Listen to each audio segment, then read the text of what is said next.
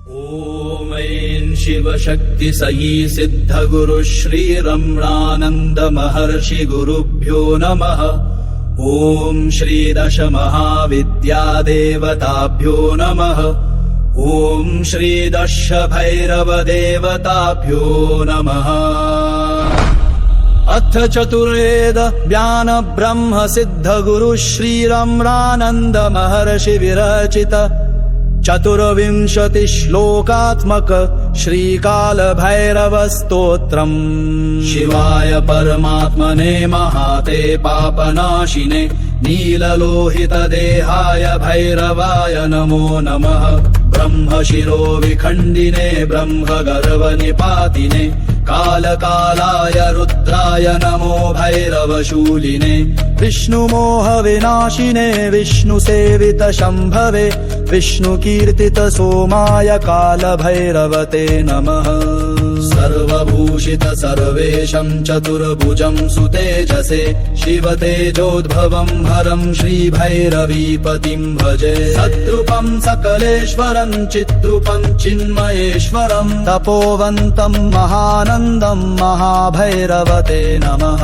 नीलाय नीलकण्ठाय अनन्ताय परात्मने भीमाय दुष्टमर्दिने कालभैरवते नमः। नमस्ते सर्वबीजाय नमस्ते सुखदायिने नमस्ते दुःखनाशिने भैरवाय नमो नमः।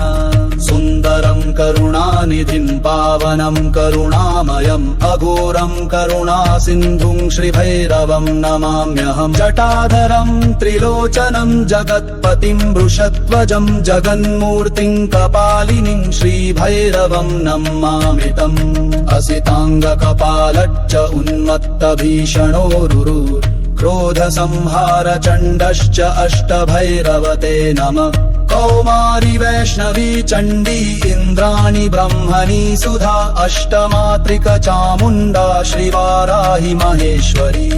काशी क्षेत्र सदा स्थितं काशी क्षेत्र सुपालकं काशी जन समाराध्यं नमामि कालभैरवम्। अष्टभैरव स्रष्टारम् अष्टमात्र सुपूजितं सर्वभैरवनाथं च श्रीकालभैरवं भजे। विष्णु कीर्तित वेदेशं सर्वर्षि नमस्कृतं पञ्चपातकनाशकं श्रीकालभैरवं भजे। सम्मोहन महारूपं चतुर्वेद प्रकीर्तितं विराट पुरुष महेशं श्रीकालभैरवं भजे। असितांग चतुर्भुज ब्रह्मणि मत्रिकापतिः श्वेतवर्णो हंसारूढ प्राग्दिशारक्षक शिव। श्रीरुरुं वृषभारूढं आग्नेय दिक्सुपालकं नीलवर्णं महाशूरं महेश्वरीपतिं भजे। मयूरवाहन चण्ड कौमारी मातृका प्रिय रक्तवर्णो महाकाल दक्षिणादिक्सुरक्षक। गरुडवाहन क्रोध वैष्णवी मातृका प्रभुः ईशानो नीलवर्णश्च निरुति दिक्सुरक्षक। उन्मत्त खड्गधारी च अश्वारूढो महोदरः श्रीवाराही मनोहरः पश्चिम दिक्सुरक्षकः। कपालो हस्तिवाहन इन्द्राणी मातृकापतिः स्वर्णवर्णो महातेजावाय दिक्सुरक्षकः।